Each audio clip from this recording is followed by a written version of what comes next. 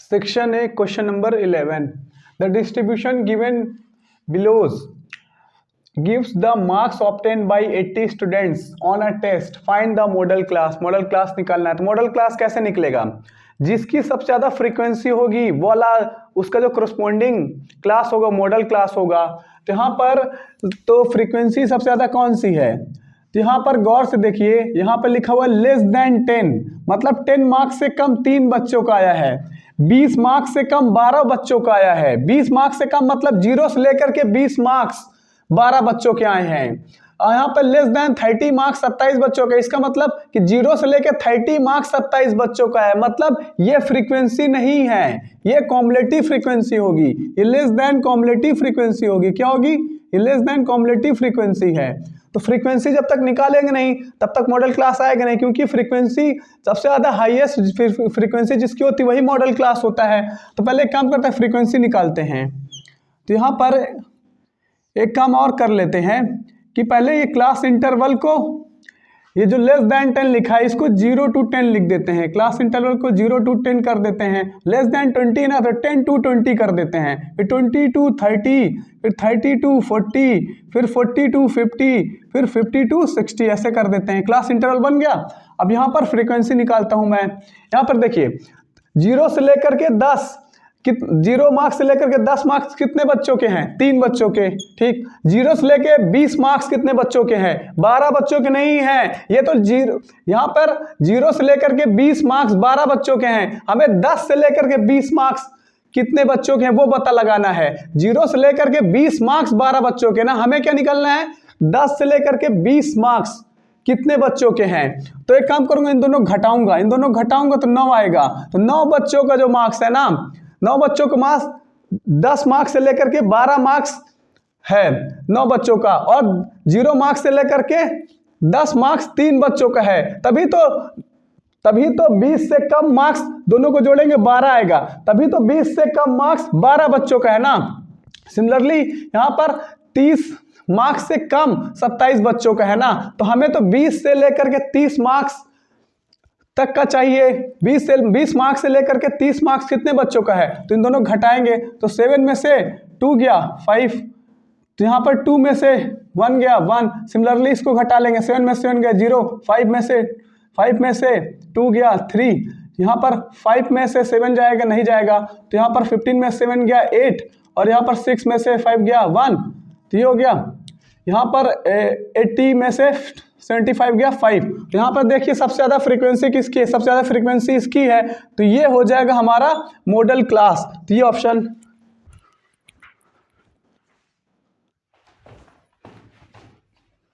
Question number 12। The curve surface area of a cone. एक cone है, ये cone. The curve surface area of cone having height, इसकी height कितनी है? ये हाइट होती है, हाइट है 24 सेंटीमीटर, ये हाइट है 24 सेंटीमीटर, एंड रेडियस 7 सेंटीमीटर, ये रेडियस है, रेडियस 7 सेंटीमीटर है। यहाँ से यहाँ तक की ये रेडियस है और ये हाइट है। तो हमें कर्व सरफेस एरिया बताना है। क्या होगा? कर्व सरफेस एरिया ऑफ कोन क्या होता है? कर्व सरफेस एरिया ऑफ कोन क्या होगा? कर्व सरफेस एरिया ऑफ कोन होता है पाई आर एल। इसको याद कर लीजिए। कर्व सरफेस एरिया ऑफ कोन क्या होता है? पाई आर एल। एल मतलब स्लैंट हाइट। ये जो होता है इसको स्लैंट हाइट बोलते हैं, इसको एल बोलते हैं, स्लैंट हाइट। याद रखिएगा, इसको क्या बोलेंगे? Slant height. तो एल नहीं मालूम ना, यहाँ पे ये हाइट मालूम है, ये रेडियस मालूम है, स्लैंट हाइट नहीं मालूम। तो एक काम करते हैं, ये देखिए राइट एंगल ट्रायंगल बन रहा है ना, राइट एंगल ट्रायंगल, ये राइट एंगल ट्रायंगल बन रहा है, यहाँ बना लेता हूँ। यहाँ पर ये राइट एंगल ट्रायंगल है, ये 7 सेंटीमीटर है, ये 24 सेंटीमीटर है, ये एल है। तो यहाँ पर इन तीनों के बीच में क्या रिलेशन है?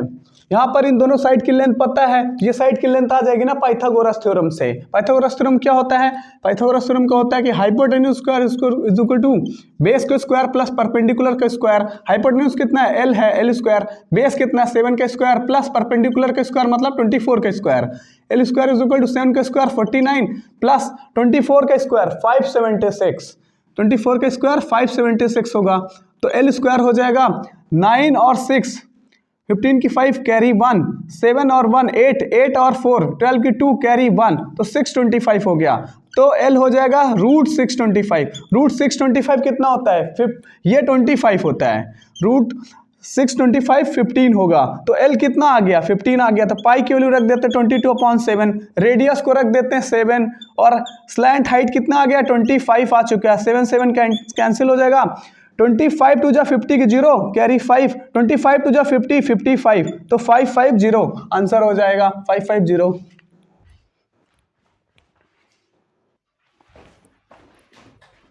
Question number 13, the distance between the points this and this, दो पॉइंट है, एक ये पॉइंट है 0,2√5, दूसरा पॉइंट क्या है, दूसरा पॉइंट B है -2√5,0, ये दो पॉइंट हैं, इन दोनों के बीच की डिस्टेंस निकालनी है। तो डिस्टेंस फॉर्मूला क्या होता है, डिस्टेंस फॉर्मूला क्या होता है, इसको x1 मान लेंगे, इसको y1 मान लेंगे, इसको x2 मान लेंगे, इसको y2 मान लेंगे। तो AB की डिस्टेंस निकालने के लिए डिस्टेंस फॉर्मूला होता है square root x2 minus x1 whole square, x2 minus x1 whole square plus y2 minus y1 whole square. इसको याद कर लीजिए, ये डिस्टेंस फॉर्मूला है, इसको रट लीजिए। तो यहाँ पर देखिए AB की डिस्टेंस हमें चाहिए, x2 कितना है, x2 है -2√5 और x1 कितना है -0 होल स्क्वायर प्लस y2 कितना है, y2 है 0 माइनस y1 कितना है 2√5 होल स्क्वायर। AB की डिस्टेंस निकालना है हमें, यहाँ पर माइनस माइनस प्लस हो जाएगा, दोनों को ऐड करेंगे तो -2√5 का होल स्क्वायर आएगा प्लस 0 में से 2√5 गया तो -2√5 का होल स्क्वायर हो जाएगा। अब देखिए क्या होगा, माइनस का स्क्वायर प्लस हो जाएगा, 2 का स्क्वायर 4 हो जाएगा, √5 का स्क्वायर 5 हो जाएगा, -2 का स्क्वायर प्लस हो जाएगा, 2 का स्क्वायर 4 हो जाएगा, √5 का स्क्वायर 5 हो जाएगा। अब देखिए यहाँ पर 5 4 जो 20 और यहाँ पे 5 4 जो 20 20 20 40, √40 हो गया, √40 इसका प्राइम फैक्टराइजेशन कर लेते हैं तो 4 10 जा 40, 4 10 जा 40 मतलब 2 × 2 × 10, तो यहाँ पर ये 2 बाहर आ जाएगा, तो 2 बाहर आ जाएगा 2√10, 2√10 ये ऑप्शन।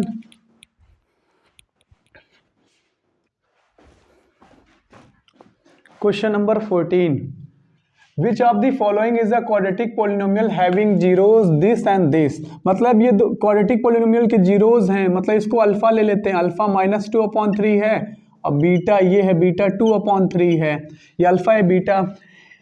इनमें से कौन सी पॉलिनोमियल है जिसके जीरोज ये दोनों हैं, तो हम एक काम करते हैं, यहाँ पे जीरोज दोनों दिए हुए हैं तो हम इन दोनों का सम निकाल लेते हैं, अल्फा प्लस बीटा निकाल लेते हैं, अल्फा प्लस बीटा करेंगे कितना होगा -2/3 प्लस 2/3, तो हो जाएगा 0/3 मतलब 0, तो अल्फा प्लस बीटा 0 हो गया, अल्फा डॉट बीटा मतलब अल्फा इंटू बीटा निकाल लेते हैं, मतलब दोनों जीरोज का प्रोडक्ट, तो -2/3 इंटू 2/3 तो हो जाएगा -4/9, ये हो गया अल्फा इंटू बीटा हो गया, तो -4/9 हो गया। यहाँ पर देखिए बोला है कि इनमें से कौन सा क्वाड्रेटिक पॉलिनोमियल है जिसके जीरोज ये दोनों हैं, तो क्वाड्रेटिक दोनों जीरोज दिए हुए हैं और क्वाड्रेटिक पॉलिनोमियल बना लेंगे। क्वाड्रेटिक पॉलिनोमियल कैसे बनाते हैं, तो जब भी दोनों जीरोज दिए हो क्वाड्रेटिक पॉलिनोमियल बनाना तो इसका फॉर्मूला होता है, इसको याद कर लीजिए आप लोग। देखिए ये क्वाड्रेटिक पॉलिनोमियल का बनाने का फॉर्मूला होता है x² minus sum of zeros into x plus product of zeros. याद रखिए इसको फार्मूले को, तब भी दोनों जीरोज दिए हों और बोले क्वाड्रेटिक पॉलिनोमियल बनाइए तो ये फॉर्मूला याद कर लीजिए बनाने का, क्वाड्रेटिक पॉलिनोमियल बनाने का ये फार्मूला है। तो देखिए यहाँ पर x² माइनस दोनों जीरोज का सम यहाँ रखना है, दोनों जीरोज का सम कितना है 0 प्लस दोनों जीरोज का प्रोडक्ट कितना है -4/9 है, ये हो गया, ये हो जाएगा x² माइनस 0 x 0 हो जाएगा, 0 नहीं लिखेंगे, अब प्लस माइनस माइनस तो -4/9 ये हो गया। अब एलसीएम ले लेंगे तो ये 9 इधर चला जाएगा, ये इधर चला जाएगा, 9x² माइनस 4/9 ये हो गया। तो ये पॉलिनोमियल बन गया। कोई ऑप्शन में है, तो ऑप्शन में तो कुछ नहीं है, तो यहाँ पर 9x² माइनस 4, 9x² माइनस 4 यहाँ पर है, लेकिन ये 5 है यहाँ तो 9 है। अब क्या करें, देखिए जो क्वाड्रेटिक पॉलिनोमियल बना है ना, जो इसके जीरोज होंगे ना ये दोनों होंगे, लेकिन यहाँ पर अगर आप कुछ इधर मल्टीप्लाई भी कर लोगे, इस पॉलिनोमियल में आप कुछ मल्टीप्लाई भी कर लोगे ना, तब भी इसके जो जीरोज रहेंगे ना यही रहेंगे। मतलब कि अगर आप इसमें कोई भी नंबर मल्टीप्लाई कर रहे हो इस पूरे चीज में कोई भी नंबर, के मतलब कोई भी नंबर, के इज एनी नंबर, के इज एनी नंबर। तो जब भी आप इस क्वाड्रेटिक पॉलिनोमियल में कोई भी नंबर मल्टीप्लाई कर लोगे ना, तब भी उसके जीरोज यही दोनों रहेंगे।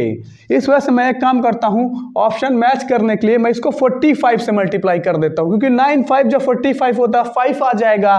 मैं इसको 45 से मल्टीप्लाई कर दूंगा, 45 से इस पूरे को मल्टीप्लाई कर दूंगा तो क्या हो जाएगा, तो 9 1 जा 9, 9 5 जा 45, तो ये क्या आ जाएगा 5 9x square -4।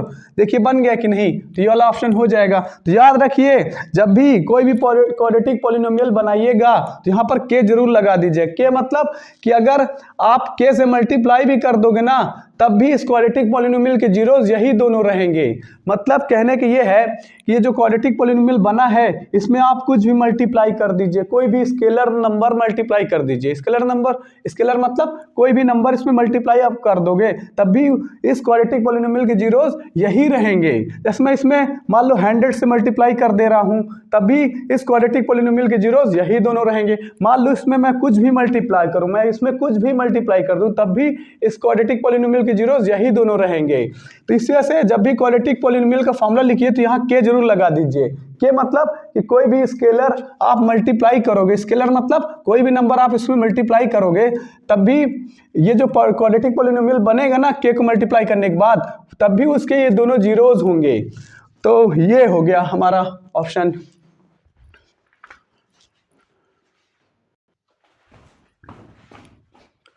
Question number 15, if the mean of each observation of a statistical data is increased by 3 then the mean of the data।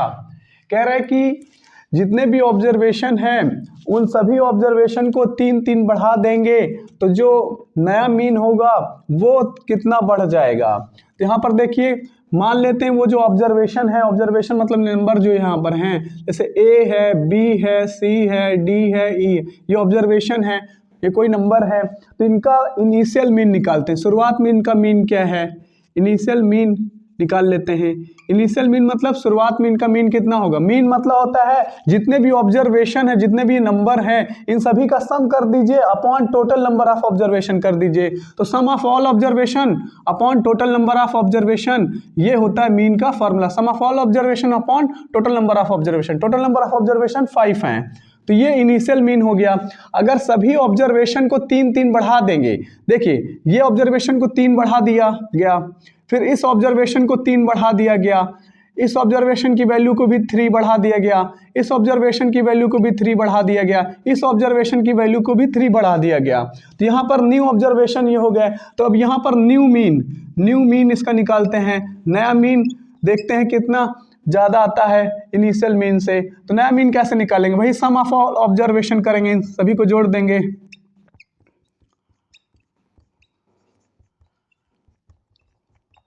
इन सभी को जोड़ के अपॉन 5, क्योंकि 5 ऑब्जर्वेशन अभी भी हैं।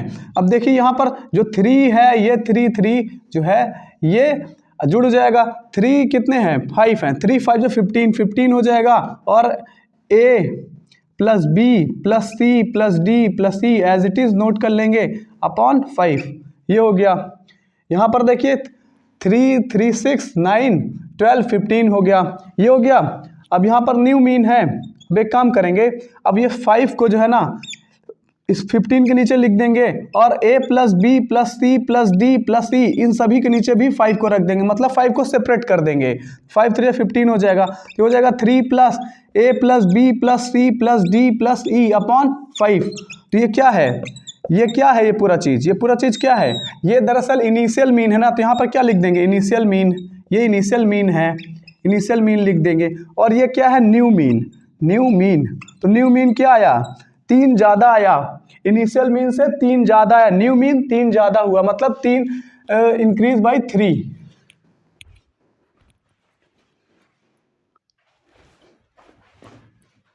Question number 16, probability of happening an event. Probability of happening event, probability of happening an event is denoted by P, ये P लिख दिया।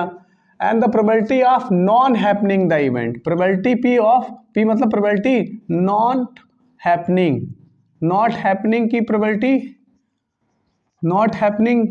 प्रोबेबिलिटी ये हो गई। तो probability of happening the event plus probability of not happening the event का सम 1 आता है। तो probability of happening the event P है, P probability of not happening the event, probability of not happening the event Q है, तो P plus Q 1 आ जाएगा।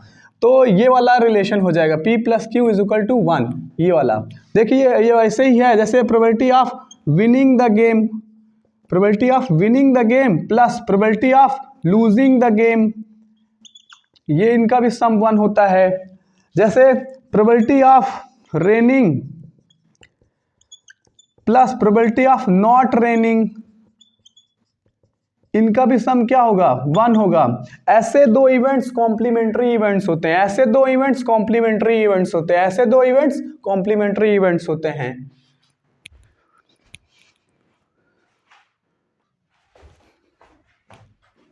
Question number 17, a girl calculates that the probability of her winning the first prize in a lottery is this। मतलब probability of winning the first prize, probability of winning the first prize ये given है 0.08, कितना given है 0.08 ये given है। If 6,000 tickets are sold, 6,000 tickets sold किए गए हैं, बेचे गए हैं, how many tickets has she bought, तो उसे कितने टिकट्स खरीदने चाहिए ताकि वो फर्स्ट प्राइज जीते। तो मान लेते हैं late x tickets she has bought, let x tickets she has bought for winning। मान लीजिए कि उन्होंने x टिकट खरीदे जीतने के लिए, तो यहाँ पर probability of winning the lottery ticket ये है, तो प्रोबेबिलिटी ऑफ विनिंग कितना है, प्रोबेबिलिटी ऑफ विनिंग 0.08 है। तो हमारे हिसाब से probability of winning the lottery ticket क्या होगा, तो हमने रूल क्या है प्रोबेबिलिटी निकालने का, जिसकी प्रोबेबिलिटी पूछी जाए उसको ऊपर लिख दीजिए वो कितने हैं, नीचे टोटल लिखना है। तो विनिंग के लिए कितने उसने खरीदे हैं, तो x टिकट खरीदे हैं तो x को ऊपर रखेंगे, टोटल टिकट्स कितने बेचे गए हैं, टोटल टिकट्स 6,000 बेचे गए हैं, और विनिंग की प्रोबेबिलिटी 0.08 है is equal to x upon 6,000, ये 6,000 इधर आ जाएगा, 0.08 into 6,000 is equal to x। तो ये पॉइंट हटेगा, नीचे डबल जीरो आया क्योंकि पॉइंट के बाद 2 डिजिट है, ये आ जाएगा, ये जीरो कैंसिल हो जाएगा, ये 8 हो जाएगा, 8 इंटू 60, तो 8 6 जा 48, 480 टिकट्स हो जाएंगे। तो 480 टिकट्स उसने खरीदे हैं ताकि वो जीत सके प्राइस को, लॉटरी टिकट के प्राइस को जीत सके।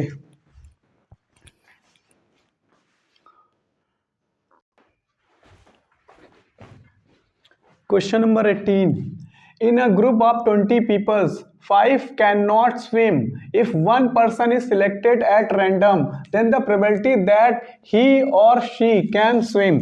तो प्रोबेबिलिटी ऑफ ही और शी कैन स्विम, तो स्विम की प्रोबेबिलिटी बतानी है। तो मैंने बताया था ना प्रोबेबिलिटी निकालने का क्या रूल है, जिस चीज़ की प्रोबेबिलिटी निकालनी है उस चीज़ को गिन लीजिए वो कितने हैं, उसको ऊपर रख दीजिए, नीचे टोटल रख ददीजिए। तो probability that he can swim, तो वो स्विम कर सकता है उसकी प्रोबेबिलिटी बतानी है। तो स्विम जो कर सकते हैं वो कितने पीपल हैं, तो जो स्विम नहीं कर सकते वो 5 लोग हैं, टोटल 20 लोग हैं, तो 15 लोग ही तो हुए हैं जो स्विम नहीं कर सकते हैं, जो स्विम नहीं कर सकते वो 5 लोग हैं, तो 15 लोग ही तो हुए हैं जो स्विम कर सकते हैं। तो जो स्विम कर सकते हैं वो 15 लोग होते हैं, ऊपर 15 रखेंगे, नीचे टोटल रखेंगे 20, तो 5 3 15, 5 4 जा 20, 3/4, फर्स्ट ऑप्शन।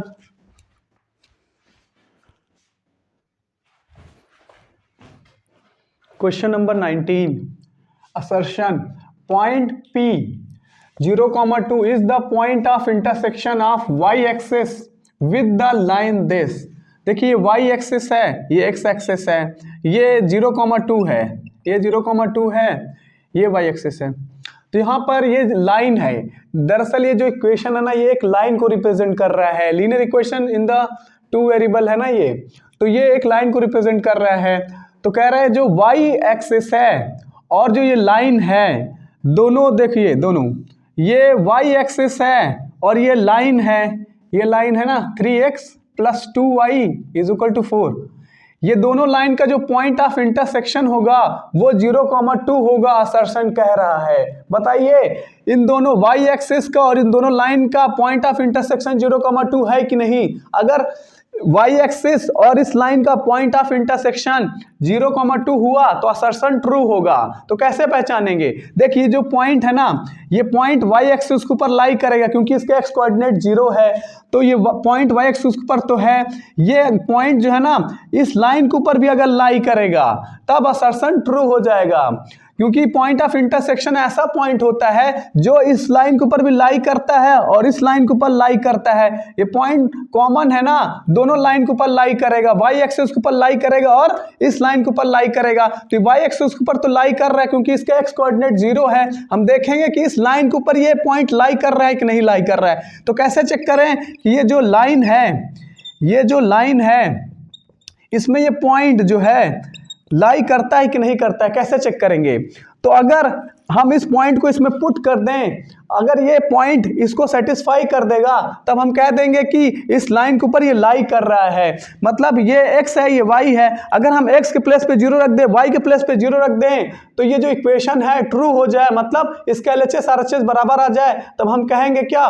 तब हम कहेंगे कि पॉइंट इसके ऊपर लाई कर रहा है। तो चलिए रख के चेक करते हैं। x के प्लेस पे 0 रखेंगे प्लस 2 इंटू y के प्लेस पे 2 रखेंगे = 4। तो 3 0 0 हो जाएगा, 2 2 जा 4। तो देखिए LHS RHS बराबर आ गया ना, मतलब ये जो पॉइंट होगा ना ये पॉइंट इस लाइन के ऊपर लाई करेगा और ये पॉइंट y एक्सिस पर लाई करेगा। इस वजह से ये जो पॉइंट होगा इन दोनों लाइन का पॉइंट ऑफ इंटरसेक्शन होगा, तो असर्शन ट्रू है। अब देखिए रीजन क्या है? The distance of point P 0,2, ये 0,2 from the x axis is 2 unit. कह रहे जो पॉइंट है ना, ये जो पॉइंट है ना x एक्सिस से 2 डिस्टेंस पे है। सही बोल रहा है, बिल्कुल सही। ओरिजिन है ना, यहाँ से 2 डिस्टेंस ही तो है, यहाँ से यहाँ तक क्या है डिस्टेंस? 2 यूनिट ही तो है। तो रीजन भी ट्रू है, लेकिन जो रीजन है ना वो करेक्ट एक्सप्लेनेशन असर्शन का नहीं है, क्योंकि रीजन ये सब एक्सप्लेन नहीं कर रहा है कि ये जो पॉइंट है इसको सेटिस्फाई कर रहा है, इस वजह से ये पॉइंट ऑफ इंटरसेक्शन होगा। ये रीजन जो है ना ये रीजन ट्रू है, लेकिन ये रीजन एक्सप्लेन नहीं कर रहा असर्शन को। तो ऑप्शन क्या होगा कि A and R both are true but R is not the correct explanation of A।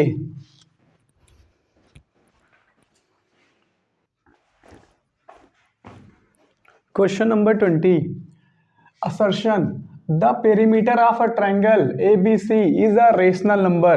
कह रहे जो ABC ट्रायंगल है इसका जो पेरीमीटर आएगा वो रेशनल नंबर होगा। तो पहले पेरीमीटर निकाल लेते हैं।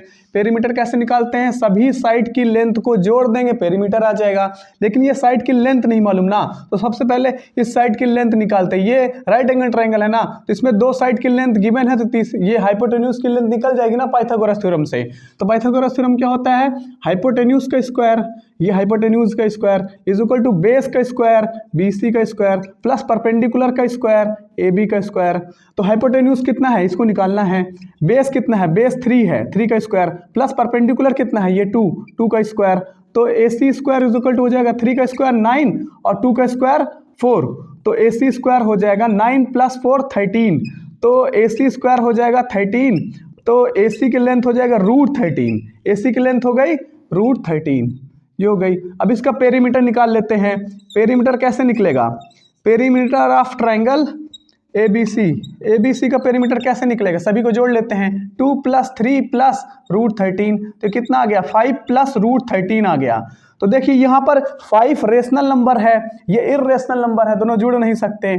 और यहाँ पर ये रेशनल है, ये इर्रेशनल है, इन दोनों का जो सम आएगा ना ये इर्रेशनल नंबर होगा। तो ये जो आया है ये इर्रेशनल नंबर है। ये क्या है? ये इर्रेशनल नंबर है। और असर्शन में क्या कह रहा है, असर्शन में कह रहा है कि जो इसका पेरीमीटर होगा वो रेशनल नंबर होगा, तो ये गलत बोल रहा है। असर्शन इज फॉल्स, क्योंकि जो इसका पेरीमीटर है ना वो इर्रेशनल नंबर है, ये तो रेशनल बोल रहा है ना, असर्शन गलत बोल रहा है।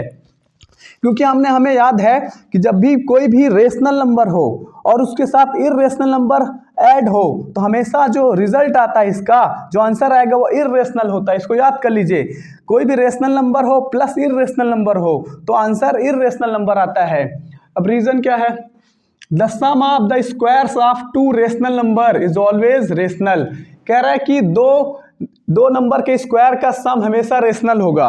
देखिए यहाँ पर ये 3 का स्क्वायर था, यहाँ पर 2 का स्क्वायर था, ये दो नंबर का स्क्वायर का सम है ना, तो ये कितना आया था, ये आया था 13 आया था ना, क्योंकि ये 9 आएगा और ये 4 आएगा तो 13 आएगा। तो आप देख सकते हो कि दो नंबर के स्क्वायर का सम जो होता है हमेशा रेशनल आता है, तो ये सही है, रीजन ट्रू है।